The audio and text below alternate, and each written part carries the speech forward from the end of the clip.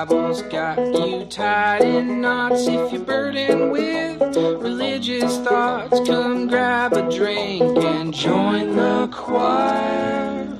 It's Heretic Happy Hour. Yes. Oh, yes. Thank you, God. It's time for another Heretic Happy Hour podcast, friends, and you are in the right place. Trust me. My name is Keith Giles. I'm the author of several books, including Jesus Undefeated, something about hell. And I'm joined by several other amazing co-hosts that I'm going to allow them to introduce themselves. And we are in the middle of an amazing series called about the Sermon on the Mount, speaking truth to power, examining the teachings of Jesus. And hey guys, introduce yourselves and let them know who you are. Hey everyone, I'm Katie Valentine. I am the author of a book, but again, like last week, I think only 6 people have read it, maybe 7 since then. So instead, I'm going to tell you that I'm also the creator of a CD where I get to play my harp, and that's really fun. So I want to share that with you too. Harp solo and chakra grounding meditation. You can see all my woo-woo at once. Hey everybody, I'm Derek Day. I'm the author of Deconstructing Religion. I'm a former pastor, and I am an asshole for hire. That's why we brought you on, Derek. We needed an asshole. One wasn't enough. So that makes me the other asshole, Matt DiStefano, author of Heretic and like 5 other books. 2 don't count because they're on Whip and Stock, and my producer's not going to like it. Yeah, there you go, if I mention them. But excited to be here again. And that brings us to the Heretic Happy Hour Hotline. Hotline. We have one of those? Hotline. Yeah, you're damn right. Damn Skippy. And in case you want to know, if you're a nosy bastard like me, that number is 240-343-7379. Once again, 240-343-7379. Exercise finger dexterity and let your voice be heard. So we have 2, not 1, but 2 texts this week. Roll text. The first one is from someone anonymous. It says, "Hey guys, I just wanted to say that I absolutely love what you do. I'm 19 and was raised in evangelical church my whole life. I experienced a major faith crisis during my first year in college, and I stumbled across your podcast, and it has been wonderful to listen to you guys. I've read Keith's Jesus Unbound and Matthew's Heretic, and they have helped me to see the true, loving, and compassionate Jesus. And I'm forever grateful for you guys." Wow. So that's great. Yeah. That's so nice. Yeah, I don't know about that first book, but that second one sounds good. Well, it just makes me happy to know we're corrupting the youth of America like Oh, that. God, I know. Oof. Helping people to see the true, loving, compassionate Jesus. I mean, how dare we? How dare we? I think I instigated a few faith crises for people in their first year in college. So I'm sorry for any role I've ever played for that for anyone else. But faith crises are a good thing. They bring us to new realities, to new learning. That's right. I'm initiating faith crises on a daily basis. That's right. Yes, you are. I see your Facebook, Derek. I see you. Oh yeah. So that's the first one. Do you want me to roll text on the second one, or do you want to deal with this first one first? No, I think we're good. Just thank you for listening. Thank you for reading, and appreciate it. And reach out anytime you need it if you have anything to talk about. The second one says, "Hey guys, this is Casey from Michigan." We won't hold that against you, Casey. "This is my second time reaching you through the hotline. Anyway, I just listened to your conversation about quantum spirituality, and I have a few questions. Jamal said a few times that we're here to learn something. I'm curious what you think that might be. Are we all meant to learn different things, or is there one thing we're all meant to learn? If the universe bends toward love, is that the one thing? Thanks for the show. Cheers." Yeah. Best question ever. That was good. Well, yes. What do you guys think? We're all here to learn We're all here to learn different things. That's right. What do you think those different things are? Yeah. What are some of the things we're here to learn? I think we're all here to learn joy, like every single person.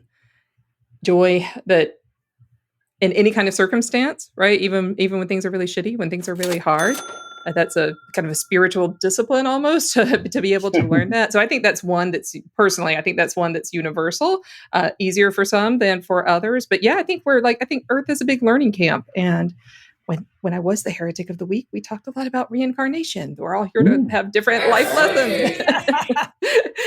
Exactly. And so, yeah, I think, Derek, you said, yeah, we're all here to learn different things. And I agree. We all have different things that we need to know in this time around on Earth, in my heretical opinion. Well, I think there are three basic things, right? You want to eat, right? We're here to eat. Everybody agree with that? We're here to eat. I love eating. I'm for it. You know, Yeah, I do it all the time. I think that we're here to love. I think that we're made of love, and so we're here to manifest that love. And finally, we're here to reproduce. Woohoo!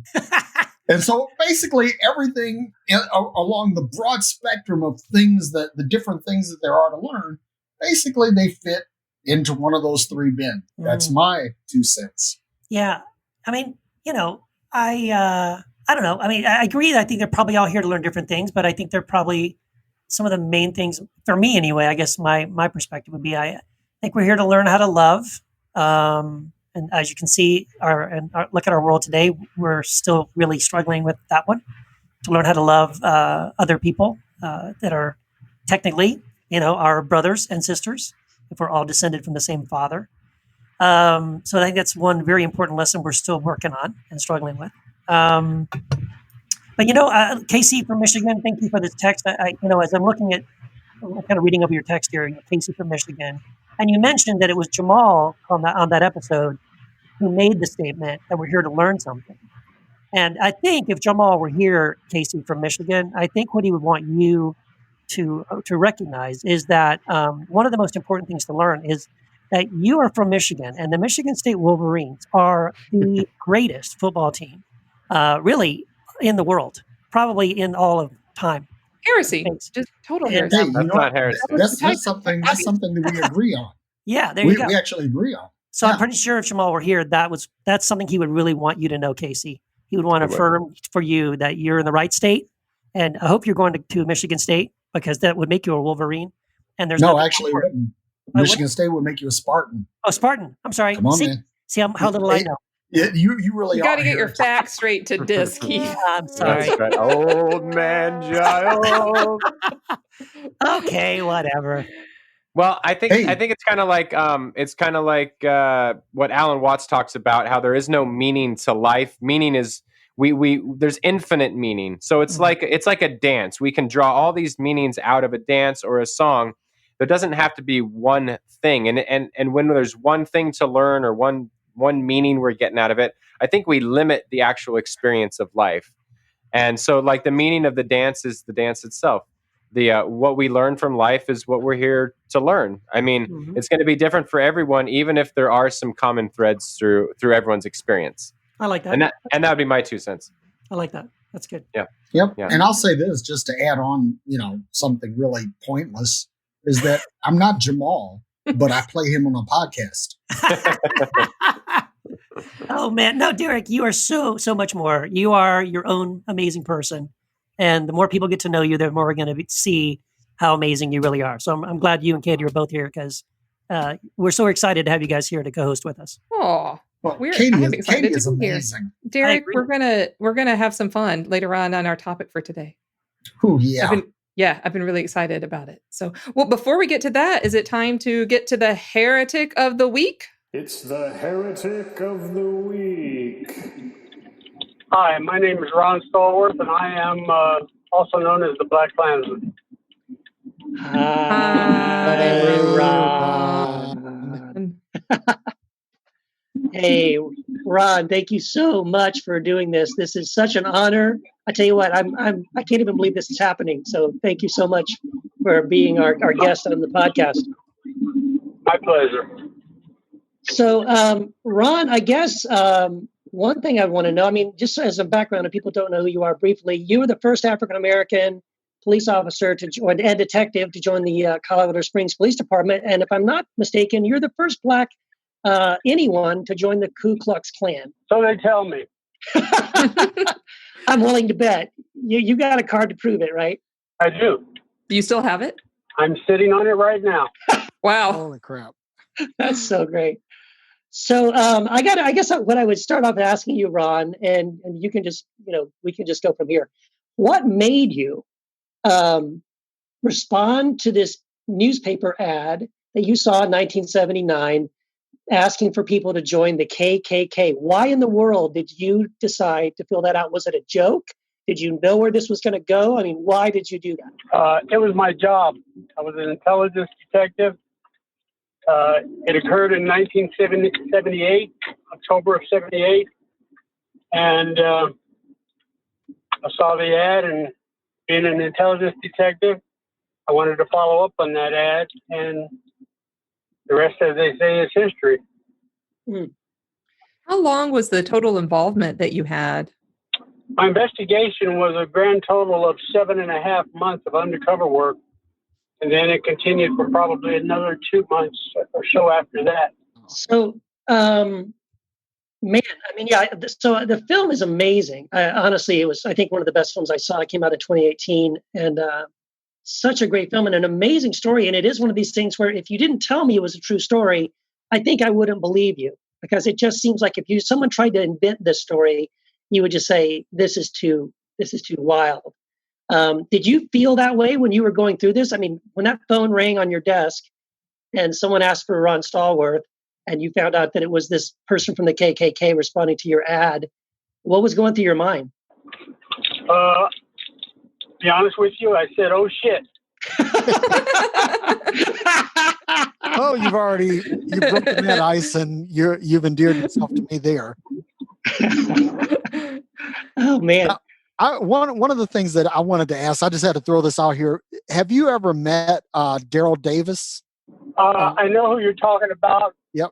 I think he's a clown, a joke. And no, I have not met him.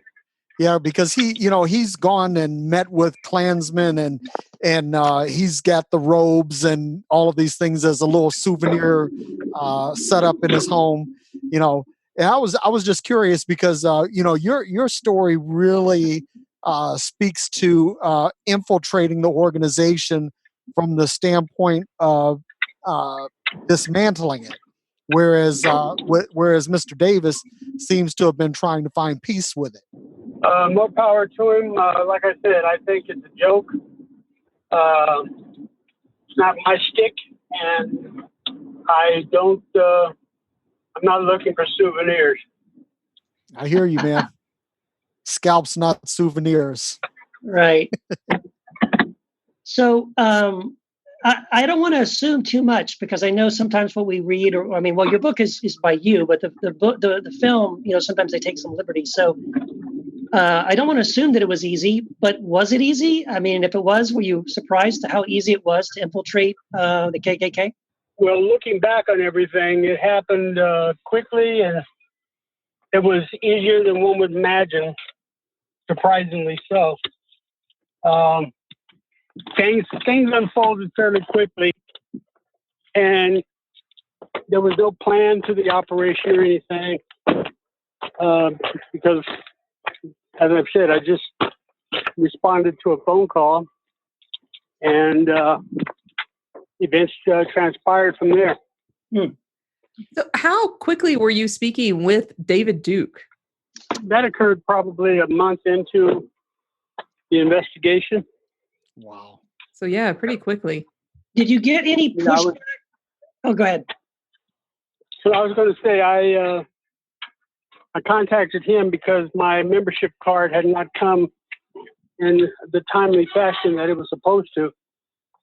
So I called him to try to find out why. That's how we connected. Even the KKK has bureaucratic problems. Apparently. Was that before or after David Duke ran for the governorship of Louisiana? No, that occurred about 2-3 years after my investigation. Okay. For the first time. Yeah. More than once. I remember David Duke running for governor when I was in middle school. You lived there? Yeah. In Louisiana. Yeah, that's where I grew up. Yeah, that's correct. I was too young to vote. Obviously, I would have voted against it. Yeah, I hope so. So Ron, during your investigation, so you were the first Black police officer and detective at Colorado Springs. That in itself, maybe. No, I was the first Black detective, not police officer. Okay, good. Okay. But does that in itself say something? I mean, did you experience any kind of racism or pressure from your fellow white detectives? No, That's good. no. The only pressure I felt, if you want to call it that, was the fact that once I got put in the detective bureau, I had to perform. When you're the first of anything and you're black, all eyes are on you, and basically you have to live up to expectations and exceed. Otherwise, the word is going to go out that you can't handle the job or you're not up to par, and you don't want that to happen because it'll affect others behind you. Right. No doubt. It's a tough thing. I mean, I've never been a police officer, obviously, but there was a brief time when I was a young man when I was considering it. And the more I investigated what it was actually like to be a police officer, the more I convinced myself that's probably not something I wanted to do with my life. So my hat's off to you, because I think it takes a lot of courage to do that job. It's not an easy job at all. Oh, it was fun. Was it? That's good. So you'd say for the most part you had a positive experience in the police department. I had a positive experience. Got to understand though that policing in the 70s, from the 70s through the 2000s, was a different experience than policing today. Right. Sure. I was So- trying to imagine doing this kind of investigation without the internet, and it was incredibly hard for me to imagine that. And you were doing this in 1978, and I'm wondering if that made it easier or harder. And I guess maybe that's a silly question we might not be able to know. But yeah, if you have any retrospective on what that would be like if you were trying to do it today. Let me answer that in this way. Today, you could not do that investigation because there would have been so many ways. If they had had the internet, Google, they could have done so many things to try to figure out who this voice was over the phone. They could have checked my name and whatnot. I would venture to say that today it's almost impossible to conduct a similar investigation with the technology that's available today for police officers. Right.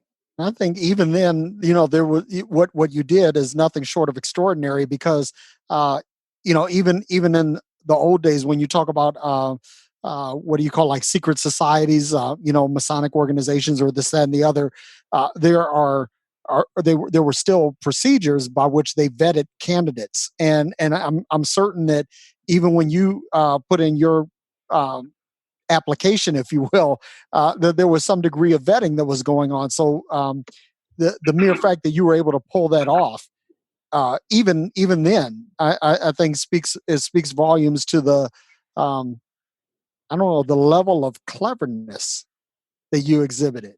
Well, they were bragging about how they vetted applicants with a polygraph, lie detector test. In fact, there's a scene in the movie that touches on that. They talked about it, but they didn't actually do it. Personally, I think it was just talk. And they did a lot of that during the course of this investigation. But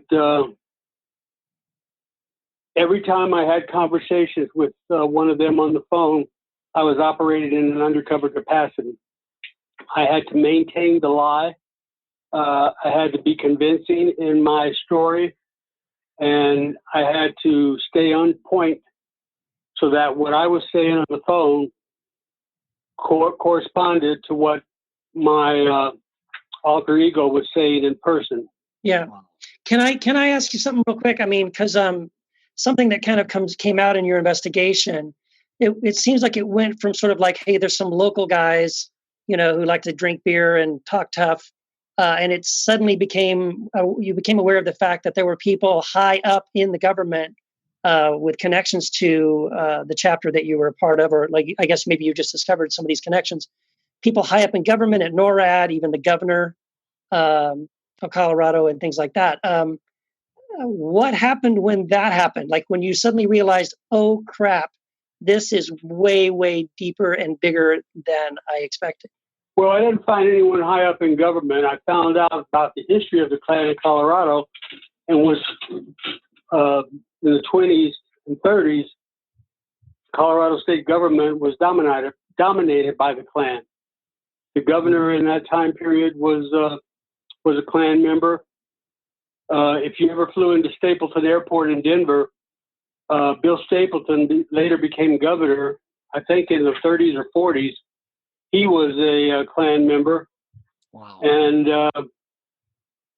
the entire Colorado state government of that time period were all dominated by Klan members.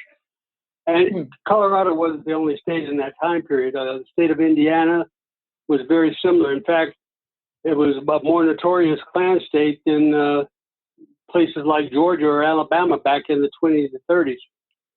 So that was very interesting to uncover. The only modern government at that time that we uncovered some information was the identification of a NORAD person who was part of the group. That led all the way back to the Pentagon. Wow.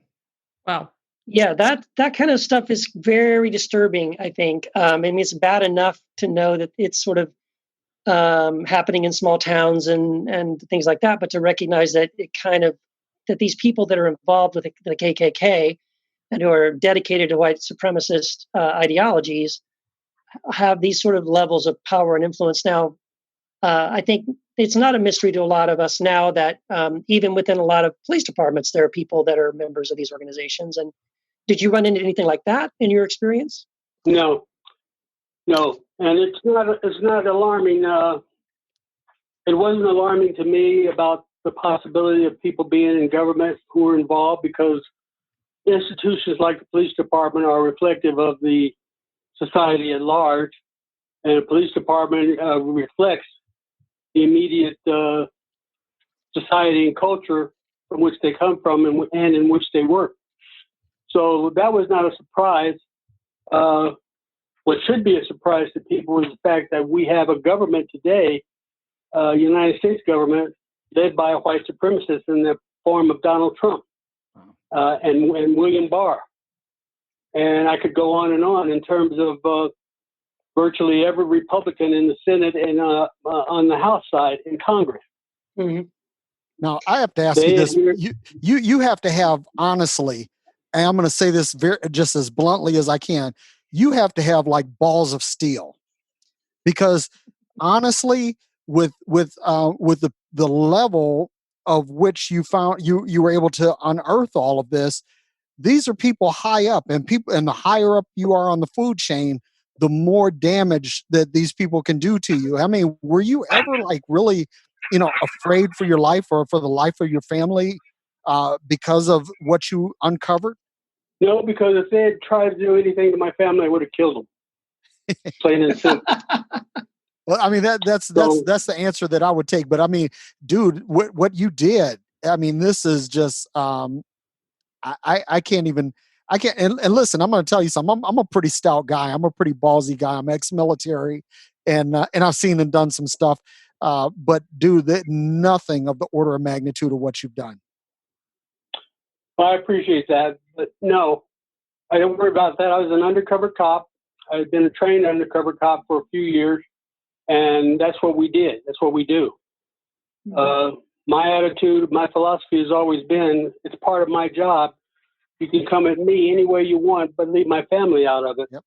And it's like I told people in the past 2 or 3 years that we've been working with this book and movie, they can come at me, they can say what they want about me.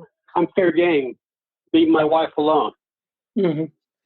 One of the things that you said that really just struck a chord with me is that you weren't surprised by, reflections in government, because government reflects society today. And I think I run into a lot of white people who are surprised that the KKK still exist or that racism still exists. And it's kind of like it's a surprise that it's a surprise of me towards them. And you alluded, you spoke a little bit about our contemporary government.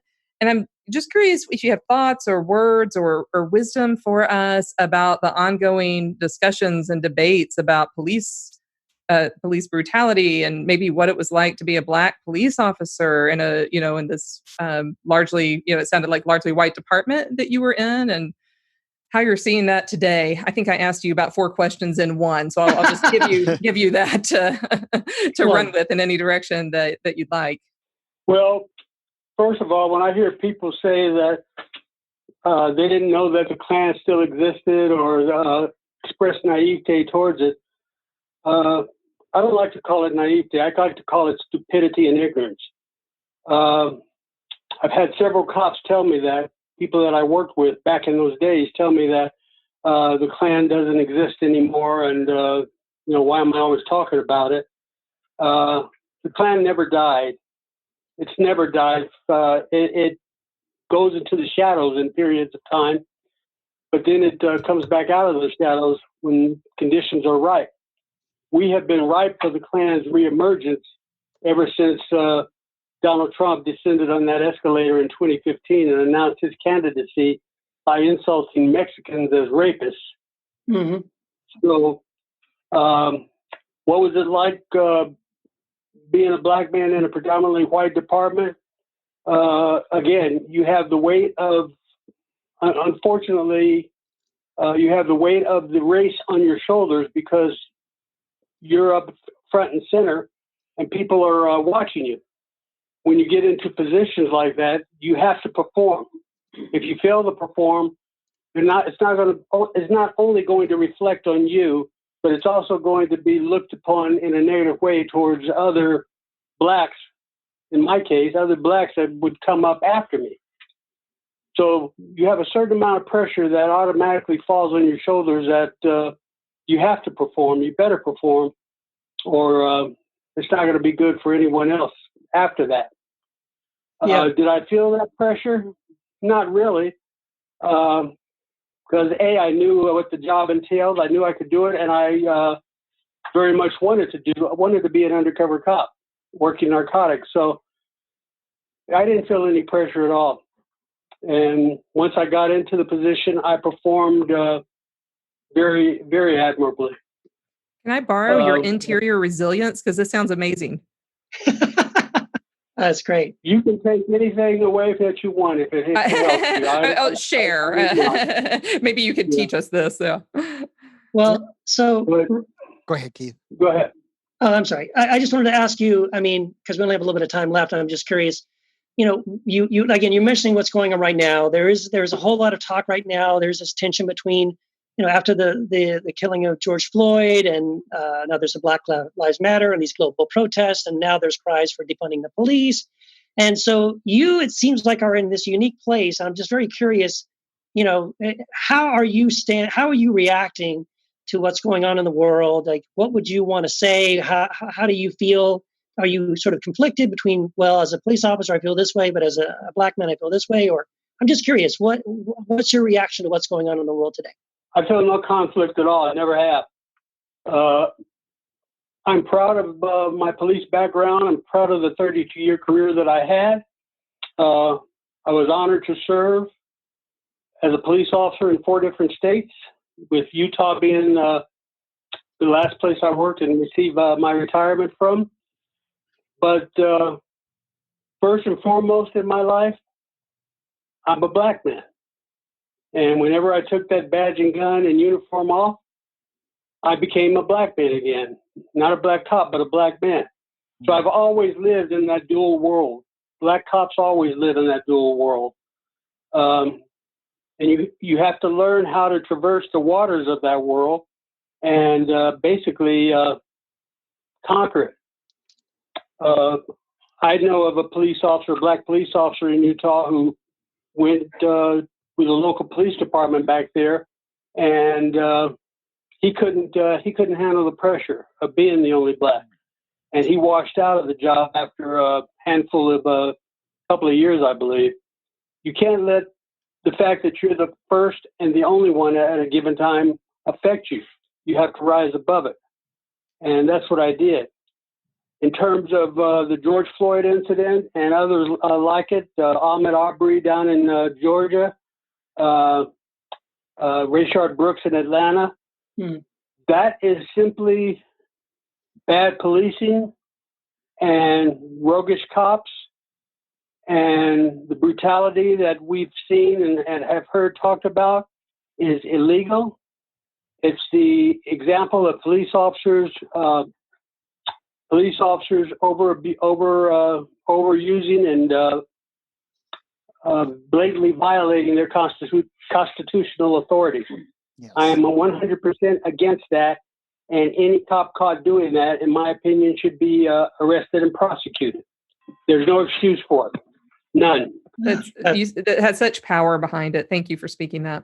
I want to say something as a black man, that I want to thank you for being the pioneer that you were, being the first detective in Colorado Springs, and not only that, I understand what you said about the pressure of having to perform and being the first in an area, but from where I sit, man, you are an American hero.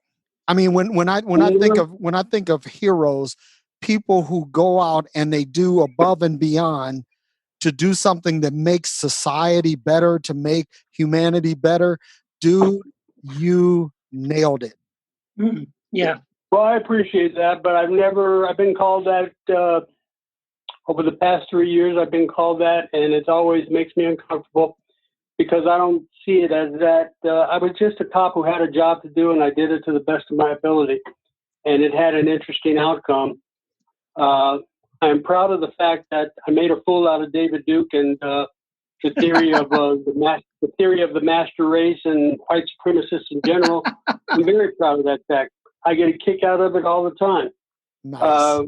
But I don't see any heroism in terms of what I did. It was just doing my job. Yeah. Well, I mean, the greatest heroes do it without fanfare, and I wish that you could see my picture, but I salute you, sir. No, thank you. I appreciate that. Yeah. What made you decide to write the book? And have there been any threats after the publication of the book or the movie towards you? The latter part of your question I'll take first. There have not been any threats. I've gotten into discussions. I'll call them discussions rather than arguments with some of my police colleagues who take offense to the fact that I have negative things to say about the policing of today, and talk a little bit about it in my book. I'm not concerned about what people think about me. It's my opinion. It's based on experience. It's based on my empirical experience as both a black man and a active cop for 32 years. Everyone's experience has been different, and they're entitled to have their own and to write their own book and tell their story. But I told mine. What made me write it? I just pulled out a pad and pen one day, and decided I'm going to document this story. And fortunately, I still have all the police reports, and I went back and put that information together, and the outcome is it became a #1 New York Times bestseller and an Academy Award-winning movie. Yeah, like you do. I can hear the detective in you as you described how you wrote the book with the reports and the all that's needed to do that job. Because even as I was watching the movie, I thought there is no way I could do this. And so I just want to echo what Derek said as well and offer thanks. I'm sorry, Katie. You said something else too, Ron. I just got to say this, and I wish that everybody in America could hear this, because you said you could take off your badge and your gun, but you can't take off your blackness. And I so feel that I go into the grind in corporate America every day, and I serve at a very high capacity. And it's one thing to have the professional persona on, but at the end of the day, the black part you can't take off. But dude, I can't take off, and I wouldn't take off if I could. No, I wouldn't either.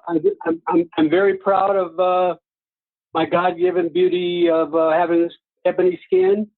I'm very proud of the fact that I have a Latino wife who's sitting in front of me with a smile on her face. And I take great pride in the fact that some of that irritates people. And quite frankly, if it pisses them off, even the better. Yeah. But I always recognize that I was a black man first and a police officer second.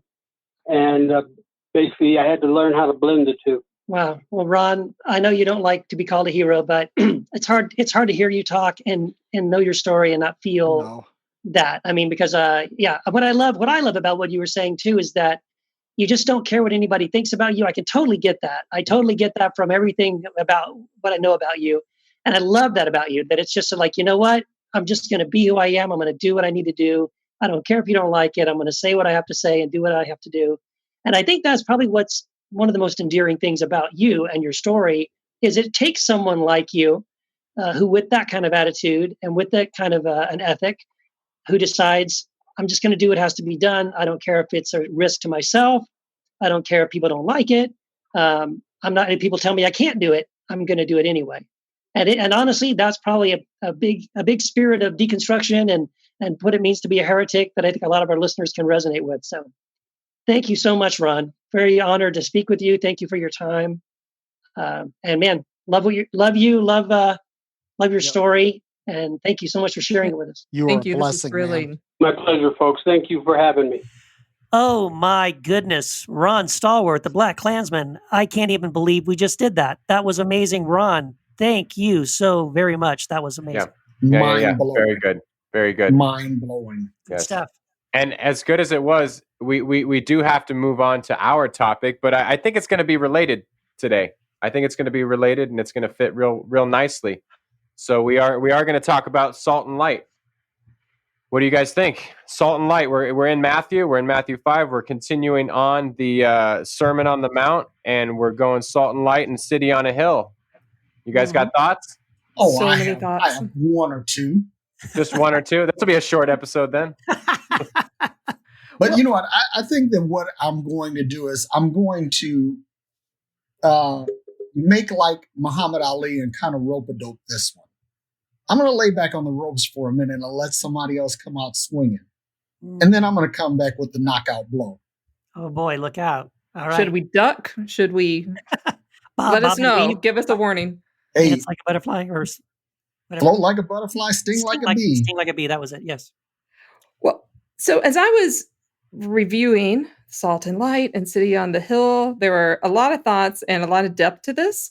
But, we talked last time, how many Beatitudes are there? Are there 8 Beatitudes? Are there 9 Beatitudes? So I think I came up with the answer. I figured this out for all time, but probably not. Yes, I know, right? But in verse 11, when the Beatitude that says, "Blessed are you when people revile and persecute you," we noted that one's different than all the blessed are they, but it leads right into the "you are the salt of the earth." And so this was my kind of number one question. My number one question is, who are the salt of the earth? And does this have the power to be abusive? And does it have the power to be empowering? But if the salt, my kind of initial thought, I'll see what you guys think. If the salt of the earth are people who are persecuted and reviled and the children of God, what could that mean? And that's not usually how I've heard it interpreted. Almost universally when I've heard "you are the salt of the earth," it seems to be people seem to be talking about farmers, or like very just kind of wholesome, good-hearted people. And it kind of, I wonder if we could nuance this a little bit and see who the salt of the earth might be. Curious if this is a direction to go in, or if I'm way off base. I think people use that as like a way of generating some false piety. In other words, woe is me. I'm being persecuted. I'm being downtrodden. I'm being trampled underfoot. As like salt could be when it's abused. And so I think that the salt of the earth, and I'm not getting into my original thing yet, but the salt of the earth are the people who are, I don't know, they're just they're the people that make life tasty. That's it. Yeah. Well, I mean, I guess the way maybe I'm just too simplistic, but like when I read, it's really only one verse where Jesus talks about salt, right? He says, "You are the salt of the earth, but if the salt loses its saltiness, how can it be made salty again? It's no longer good for anything except to be thrown out and trampled by men." So, I mean, just on a very plain surface reading, and assuming there's nothing deeper, more metaphorical going on there, I and got something deeper in a second. there might be. I mean, there may be more going on here because there's always the possibility of something going on from the Hebrew culture or some idioms being used that we're not aware of. But assuming that that's not what's happening, if just on the plain reading, when he says, you're the salt of the earth, but if the salt loses its saltiness, how can it be made salty again? It seems like what he's saying is, look, this is who you are, and you need to be who you are, because if you lose this quality of who you are, your being, then how can we ever restore that again? Like if you've lost it, if you're no longer who you truly are, then right, what good is it? And he does the same thing with the light. He says, you're the light of the world, and the city on a hill isn't hidden. You don't light a lamp and put it under a bowl, but what do? Instead, you put it on a stand, and it gives it light. So, in other words, light is intended to give light. Salt is intended to be salty. And so I think what his encouragement is for us to be truly who we are and not to pretend to be something else or to fail to live up to who we are inside. I mean, for me, in general, that's just kind of the gist of what I come away with when I read, Jesus' statements here. And I like that. I'm shocked that we can take these verses. So I shouldn't be shocked. I shouldn't be surprised by anything anymore. But we take these verses and we do sort of like elevate ourselves and think of ourselves as like better than typically in the Christian world. But if we look at who are the salty people that he's talking to, it's all the people from the Beatitudes. So right. I don't know how we get on the one hand, we're the salt of the earth, we're the light of the world.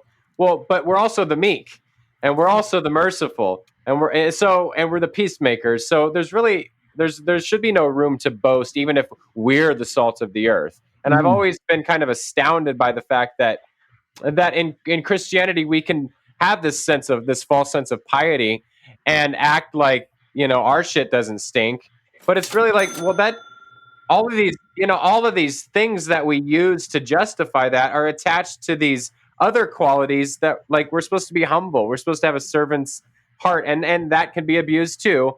But it always strikes me and annoys me. I don't want to jump off by being annoyed right off the top, because this could be a beautiful verse, and I'm interested to hear the depth that Katie and Derek, you guys want to go with this. Well, I'm curious about Derek's how Derek will be interpreting this. But when I was doing a little bit of doing a little bit of research into the Greek, so in the verse, and this is the NRSV, you are the salt of the earth, but if the salt has lost its taste. This is a very suspect translation, and we go back and forth on the best way to translate that. But the Greek word is moranthe, and it means to become foolish or to become insipid. And so this translation of like, has it lost its tastiness, is kind of maneuvered a little bit because the verse is a little bit obscure.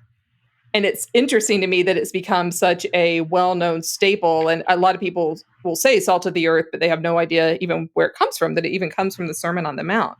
So what would it be like if we retranslated it and said something like, you are the salt of the earth, but if the salt has become insipid, can it be restored? By the way, that is the way David Bentley Hart translates it. I didn't exactly. Yeah, that's exactly what I just looked it up, and he says, but if the salt should become insipid. Yep. Check out the big brain on Katie. It makes it less bland to me. I mean, it makes it more salty. It makes the verse a little bit more salty to me. So where am I insipid? Where have I lost my fire? And so is Jesus talking, as Matt was saying, you were saying, if I understood you correctly, that you think Jesus is talking here about all the blessed, the people in the Beatitudes. But I wonder if Jesus is talking here about blessed are you when people revile and persecute you, like if he's talking about the disciples, if he's talking about later, if this is written like in 80 or so CE. than talking to the recipient, the second generation Christians there who are being persecuted. And this has total potential to be abused today when people who aren't being persecuted see themselves as persecuted. But then for people who are really experiencing persecution and hardship and being reviled. You're making me wear a mask in church. What was that? You're making me wear a mask in church. Yeah, exactly, right? You son of a bitch. Oh, those churches probably shouldn't be meeting still, but yeah. Exactly. I think there's a lot there, Katie. I mean, I think you could be right. I can see what you're saying because he does all the blessed are, how blessed are these or how blissful are these that we talked about last time. And then he switches to, rejoice and be glad for your reward in heaven is great because they persecuted the prophets before you. And then you are the salt of the earth. So it could be he makes a shift to now addressing directly the disciples and sort of speaking about what's coming for them personally, right? This persecution that's going to come to them personally afterwards. And so, maybe in that sense, he's sort of warning them not to lose their saltiness, not to lose, their identity as sort of being this light. Is that what you're saying? Because I think that's a fair possibility. Well, yeah. And then I'm wondering, like, where am I, in my personal interaction with the text? I'm like, oh, am I did I get lukewarm somewhere? It's really easy for me to lose my sort of justice voice in the name of making peace. Yeah. Right. And I know I can't, not out of you three probably, but from listeners, I can't be the only one. And so it's also the warning in me to keep my saltiness. Yeah. I was just looking up something here. That word insipid, it means lacking flavor, which is, consistent with the saltiness. But another definition is lacking vigor or interest. Mm-hmm. In other words, don't become boring. Exactly. Katie, get out of my head. We're going to start our own podcast, Derek. Oh, that's right. Here we go. Derek, what should be the name of our new podcast? Let's just have a revolt. Let's go. Hey, you know what? Let's use today's topic. Let's be salt and light. Ooh. And since I'm normally colorful with my language, I'll be the salty one. There you go. All right, here we go. We're spawning another podcast. Yeah, and I would say if it is a warning, I like the I just learned that there might be something to the fact that Jesus could be alluding to what's coming in 70 AD as a warning as well with his light of the world, because in rabbinic Judaism, from what I understand, that was like the light to the world, the temple, and the temple was going to fall. So there could be something to the warning part too. I'm not sure. You guys know me. I like to remain agnostic and kind of be a little nebulous everywhere. So I'm cool with that translation. I think it's always good to explore all these different ideas. No, that's fascinating, man. About the idea that one of the euphemisms for the temple was the light of the world, and so for him to then say to them, "You are the light of the world," in the context of basically you are the temple of God, which is what Paul says later, right? Paul says you are the temple of God. Living stone. Peter says it, right? We are living stones being built together, right, into this building. Well, Hebrews. It would make sense for Jesus to say that too, because here's the cool thing, right? That this temple that existed in Jesus's time, it wasn't David's temple, it wasn't Solomon's temple. This was something Herod built. Herod, yeah. Yes. So this thing was like, it was something that was blasphemous, that was made sacred. So Jesus here comes in, he juxtaposes humanity with this temple and says, okay, which is the greater? You're the greater. You're the light. I like that. That just kind of hit me. I like that. Well, and Matthew is, in my opinion, written not way after, but maybe 10 to 15 years after the temple fell. And so there's a lot of opportunity for foreshadowing. Yeah. Yes. Right. And so like these early readers, these early communities are struggling with that. What does it mean when the house of God falls? Right. Sure. All of a sudden, that's a lot of responsibility. I would much rather have the temple be the light on the hill than me. Yeah. Yeah. That's a lot of pressure. No, yeah. Well, definitely it sort of raises the bar, right? And I think that's everything that's happening in the Sermon on the Mount is Jesus, as we're going forward, we're going to, I'm sure, have many times to allude to this.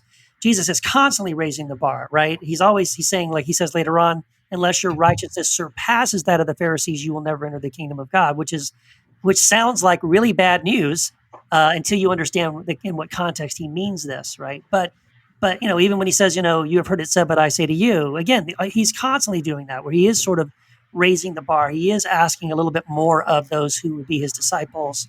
And I think in many ways, these kind of contexts we're talking about, right? Step up and be the light of the world, be the salt of the earth, be the city on the hill, all of those things. Yeah. And I go back to something that I said before, that basically Jesus was really just showing the ridiculousness of the law and the impossibility of keeping it. This was, I think that there was a lot of hyperbole in this, that basically, just to show people that, listen, you guys are trying to hold on to something that you just absolutely can't do. And so stop trying to do and start focusing on the being. That's, and I really kind of stick to my guns on that. I'm not saying that I've got it 100% right. I'm just saying that works for me. I want to know more, Derek. I've been for like 2 weeks. I've been just dying to know more. Tell us. Oh, well, you know what? You ready for the money shot? Bring it. Here it comes. Woo-hoo. Jesus, in talking about salt and light, this had nothing to do with anything spiritual. He was giving a physics lesson. Tell us more. I'm listening. Because when we talk about salt, we're talking about sodium chloride. We're talking about potassium chloride. We're talking about magnesium. These are all elements essential for life. Take away any of these or provide an overabundance of any of them, and the result is death. Mm. So here Jesus is talking about you are life-giving. You are the representative of he or she who created all life. Now that's the first part. The second part is quantum physics. Basically, Jesus is speaking to a change in the quantum field, that something shows up that represents the greatness of God, the greatness of creation. You are not just the chemistry. See, the chemistry represents the physicality of humanity, but then the light is what makes this lump of clay something animate. So now Jesus is saying, here you are the light.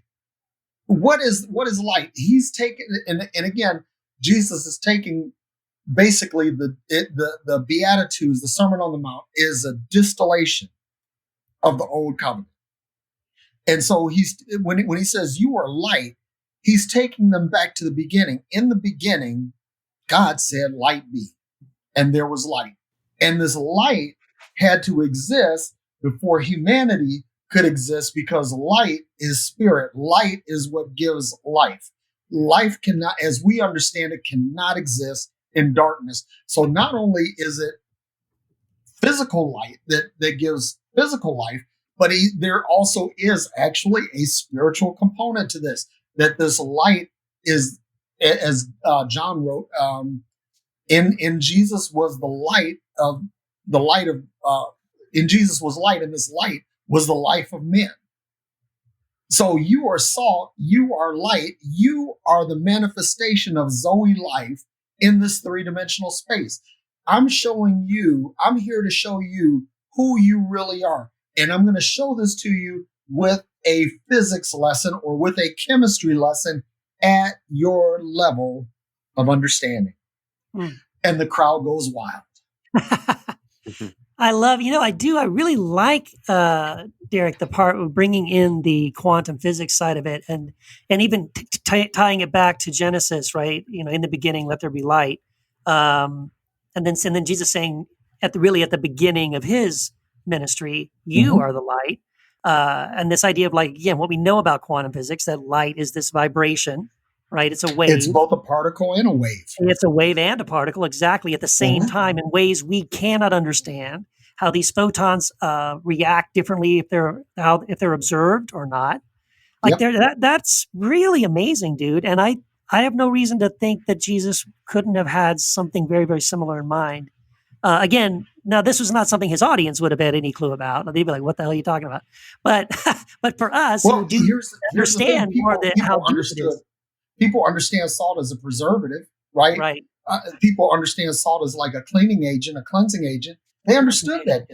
Yes. You know, so when Jesus is talking about light and or salt, he's talking about this thing that is essential to life, that it has a cleansing effect, and then this whole thing about light. This is really important because nothing that we understand as living can exist in the dark.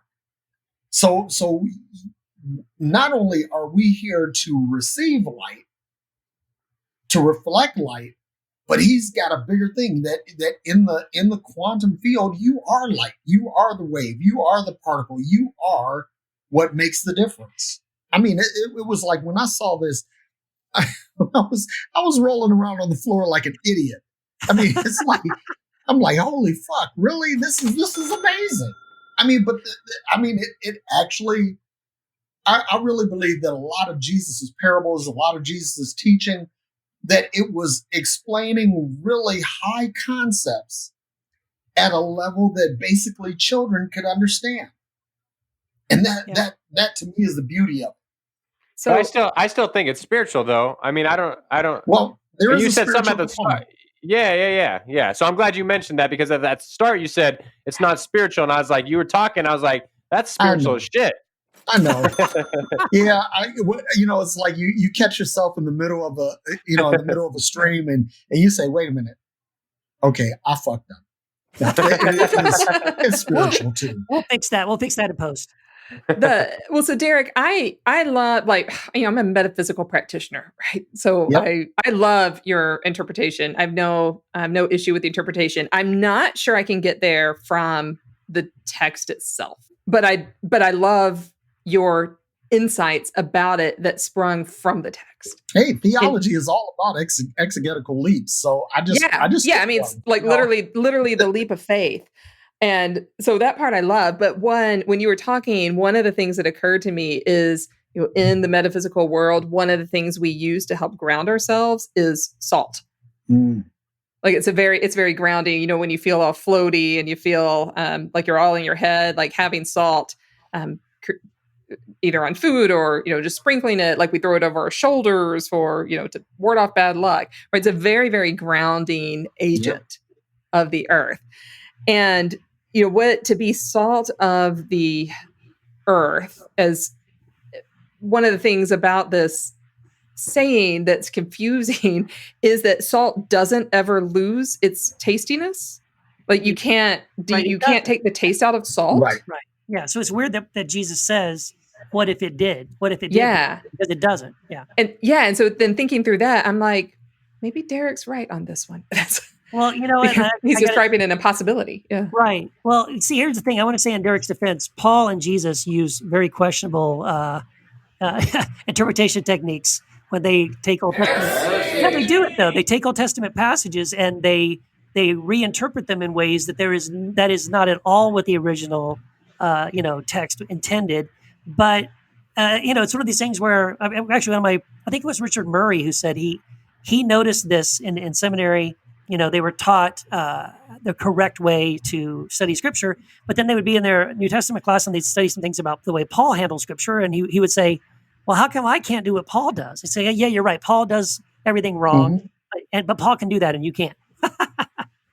but what Derek is doing is, I think, exactly what Paul does, and even Jesus does quite a bit, is to take the parts of the Scripture that you want to use and apply it in the way that you want to apply it. And especially if you know that it's backed up with something we know in science, it's not necessarily wrong if it is still communicating something that I think is in line with something that we know things that Jesus did say, plainly. I way prefer this exploration of the metaphysics and physics of light as opposed to sort of light on the hill, the puritanical, interpretation that we've all received and kind of gagged over, but that like America is a light on a hill, and this contributed to all sorts of horrific. I know, right? Yeah. It contributed to all sorts of horrific treatment of the earth. I mean, literally of the earth. in North America, and this idea of manifest destiny. And so I love reconfiguring that in terms of, we are like the light of Yeah. God that is Salt inhabited of the within earth. us. Salt of the Mhm. earth. In other words, you give life to the earth, light of the world. You give light to the world. It's I don't know. It's just one of those things that I really believe that when I look at Jesus, I try to reverse engineer.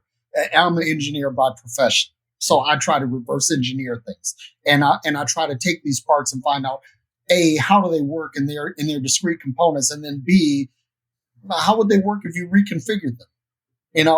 What happens if the rocket nozzle points the other way? And so I'm constantly asking those questions, and I reformulate words to see how they look in different configurations. And so that's kind of how I got to where I did. But when right now I'm in a quantum physics kind of frame of mind, and I'm so really resonating with some of the things that Katie teaches with Ricky, and basically these Energy metaphysical and these metaphysical teachings, because really I think that these are the things that Jesus was trying to get to. It wasn't some super spiritual, let's assign this infallibility and inerrancy to the Bible kind of thing. No, it was just like Jesus was saying, okay, here's how things actually work. But you guys are really kind of dense, so let me break it down to its really simplest parts, and I really believe that's what he's doing. Yeah, and I want to go back to something earlier when it was pointed out that salt really doesn't lose its saltiness. That's kind of a misnomer. Yeah, and it reminded me of, like, in Mark 9 we have that hell text at the end of Mark 9. And it says everyone will be salted, and the salt is good. So really, you can't lose your salt. So to me, it makes me think, you guys, we will be on fire right now, or literally when you end up in Gehenna, you will be on fire. And so it's like this kind of weird thing. Like, either way, we're going to come up to a shift in consciousness in the way we do things. It's either by getting this now or getting it later. Yeah. And we can choose to be on fire now in the metaphorical way, and or we're going to end up on fire in a literal way. And I don't know if that's just kind of exploring. I don't want to make a parallel necessarily between this and Mark 9, but it's just interesting that Jesus mentions salt here, and then kind of is rhetorical about what happens if salt loses its saltiness, and then later, or in a different passage about a different thing, is talking about everyone being salted by fire, and that's a good thing. And so it's just interesting that the two texts can have a similar theme, but then maybe be talking about different things. It's interesting to me. Well, salt also appears in the Old Testament as part of a lot of covenants, and it seems to be an ingredient in sacrifices as well. Yeah, it's also a symbol of wealth. Salt is a symbol of wealth. Like, only wealthy people would have had salt. That's right. Like salt rocks. That makes sense. I haven't thought about it that way. That makes sense. But so one of the things that I'm intent on is also not, kind of like Derek, not overly spiritualizing things, because it has the danger of only then sort of residing in our heads. And one of the things Jesus says here is, that you are the salt of the earth. And then when it becomes insipid, it's thrown out and trampled underfoot. And it has a real corporeal, kind of bodily, tangible element to it. Salt is obviously, very tangible. We can taste it. We can roll it between our fingers. And so salt that was used in the covenant was, just a few references for people who want to get really technical. But in Exodus 30, 34 through 38, it talks about using salt in the grain offering for the covenant. It seals the bond between Aaron and all the successions of priests. In Numbers 18:10, it's associated with sealing in kingships, and like through these figures spreads also to all the people. But the body is being really important. It's what our souls, our spirits, our light, it's what inhabits them as well. So I'm also kind of wondering if this saltiness, if this salty element is bringing us back to our, like, what does it mean to be alive on this earth? Yeah. Kind of back to Exactly. our, the text from earlier. And there you go, quoting scripture again, damn it. Yeah, I thought it wasn't real. I thought scripture wasn't it real. wasn't real. Yeah, but well. But I wanted to jump, if I could, quickly back to what you were saying, Matt, when you quoted the Mark passage, which I love that, right? That everyone be salted with fire, which, by the way, the patristic universalist views kind of took that idea, Jesus saying that, because they took that to mean that, well, everyone will pass through the fire. And in other words, that the fire of Gehenna, the fire of judgment or whatever, isn't to torture or to destroy, but it was for purification, right? We're forged through it. Sorry? Like we're forged through it? Yeah, exactly. We're purified. Yeah, we're purified by the fire. And Well, like cold. These mineral salts they still remain. Like if a human body is cremated, those salts remain. That is creepy. Isn't that interesting? So that's creepy as hell. Oh my gosh. You might be eating one of your ancestors when you put salt on your food. Anyway, no, but I wanted to say this because I think this is fascinating. More earthy than that. Soylent Green. So real quick, in the Mark passage, it repeats the passage from the Matthew passage where he says, "Salt is good, but if it loses its saltiness, how can you make it salty again?" But then he adds, so there's an added thought though after that in the Mark passage, where Jesus says right after that, "Have salt in yourselves and be at peace with one another." Mm. So in that case, the idea of having salt in yourself, Jesus connects that directly to the way we treat one another, right? The way we love one another, having peace with one another. So I think that's fascinating too. It suggests that maybe there's another element of when he's talking about salt, the saltiness that we have, again, going back to this, our identity, our core true identity of being who we really are, being true to who we really are, is touching on that sort of image of God or the image of Christ that's in each of us. I love it that somehow in scripture, we've given ourselves not only permission, but sort of authority to be really, really salty on the podcast through the words of Jesus. This is totally confirming everything I ever thought. Fucking A. Fucking A indeed. Yeah. Make sure you check out our website, heretichappyhour.com. We have beautiful merch designed by Raphael and friends. We have all the episodes are on there. We have some freebies. And you'll notice that there is an overhaul to the site. It looks a little bit differently. So make sure you go check out heretichappyhour.com. We also have 2 Facebook groups. Heresy After Hours is for everyone. If you're not on there, get on there because people put amazingly funny things on the site. They are pulling memes and hysterical quotes that they no longer believe and like to poke a little fun at. So come join the fun there. But we also have a group that's just for those who are the patrons through Patreon, and that's Heretic Happy Hour Podcast. All 4 of us are on there. We love to interact with you. And so those who are members of the Patreon site, we have a group just for you. That's right. And, guys, we're getting near the end of this podcast. And we don't want it to end, right? Gosh, if we could just keep going, we want more, right?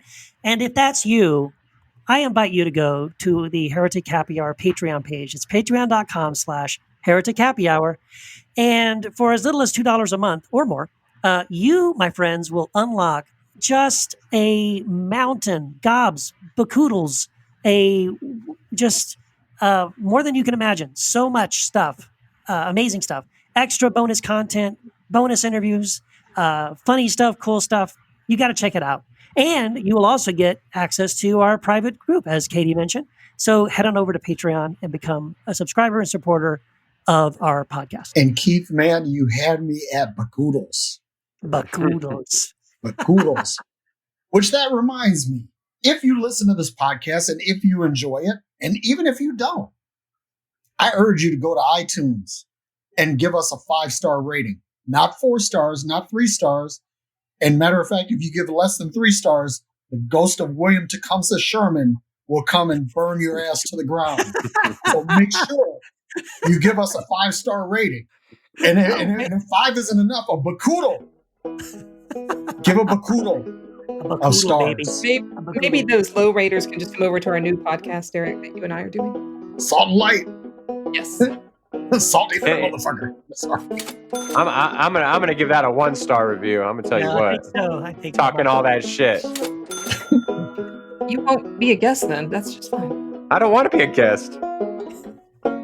Everyone does. Oh, that's true.